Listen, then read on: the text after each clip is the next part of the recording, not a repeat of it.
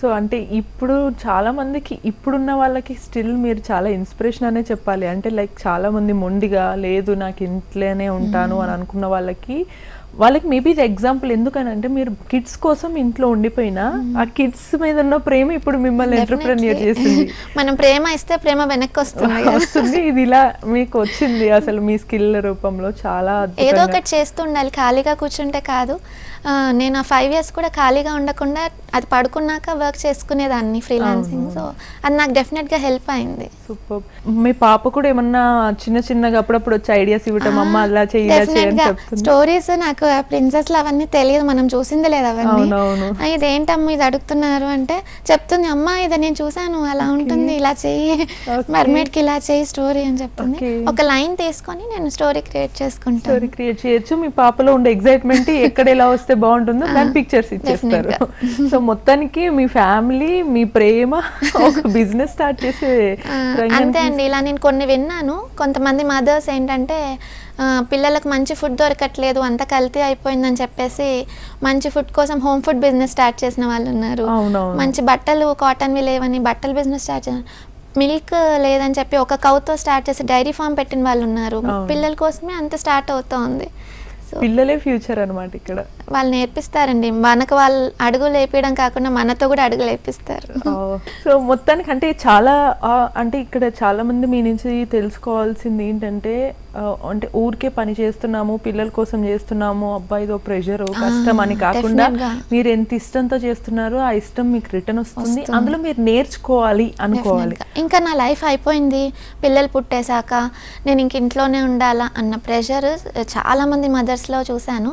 నేను ఏం చేయనప్పుడు నన్ను కూడా చాలా మంది అన్నారు, ఇంకేం చేయవా, ఇంతేనా, మీ హస్బెండ్ తెస్తే తింటుంటావా అని చెప్పేసి.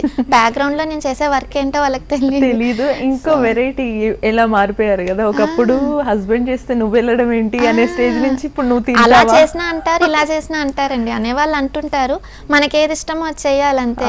అప్పుడు పిల్లల్ని చూసుకోవడం నాకు ప్రయారిటీ, నేను చూసుకున్నాను. కొంచెం పెద్దగా అయ్యాక when they are into schools కదా, చాలా టైం ఉండిపోతుంది. ఇప్పుడు నాకు టైం వచ్చింది కాబట్టి బయటకు వచ్చాను. ఇలా చాలా మంది మదర్స్ ఉంటారు, అందరికి అదే చెప్తాను, ఇంకా అయిపోయింది నా జీవితం అనుకోకుండా ఏదో ఒకటి చేయండి. ఇదే కాదు, బిజినెస్ చేస్తారా, ఇంకోసారి వర్క్ వెళ్ళాలని స్కిల్స్ ఇంప్రూవ్ చేసుకుంటూ ఉండాలి. ఐటీకి వెళ్ళాలంటే కూడా డైరెక్ట్ తీసుకోరు ఎవరు, బ్యాక్ టు వర్క్ అని ఉమెన్కి చాలా ఆపర్చునిటీస్ వస్తున్నాయండి ఎవరైతే కెరీర్ బ్రేక్లో ఉన్నారో. బికాజ్ మనకి మదర్స్ ఉండాలి కదా, నెక్స్ట్ జనరేషన్ కావాలంటే వాళ్ళకి రైట్ ఆపర్చునిటీస్ కూడా ఉండాలి. సో డెఫినెట్గా జాబ్స్ కూడా వస్తాయి, బిజినెస్ కూడా పెట్టచ్చు, నెంబర్ ఆఫ్ ఆపర్చునిటీస్ చాలా ఉన్నాయి.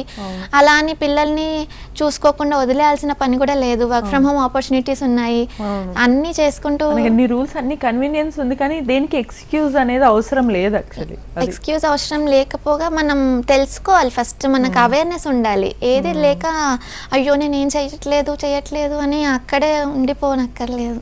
మరి ఇంత ఎనర్జీతో మీరు నెక్స్ట్ ఫైనల్గా మీరు ఇంకా ఫ్యూచర్లో ఏమేమి ప్రాజెక్ట్స్ కానీ ఇంకా ఎలా చేయాలనే ప్లాన్స్తో ఉన్నారు?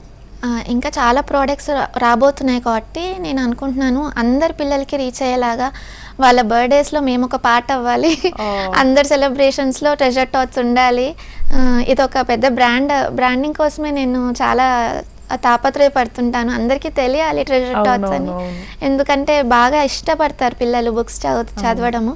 అండ్ ఈ స్క్రీన్ టైమ్ ఇదంతా మేనేజ్ చేయలేక పేరెంట్స్ కష్టపడుతుంటారు. సో బుక్స్ అలవాటు చేయడం చాలా ఇంపార్టెంట్. అండ్ వాళ్ళని బుక్స్లో చూపిస్తూ అలవాటు చేస్తే ఈజీగా ఇంకో బుక్స్కి కూడా కనెక్ట్ అవుతారు.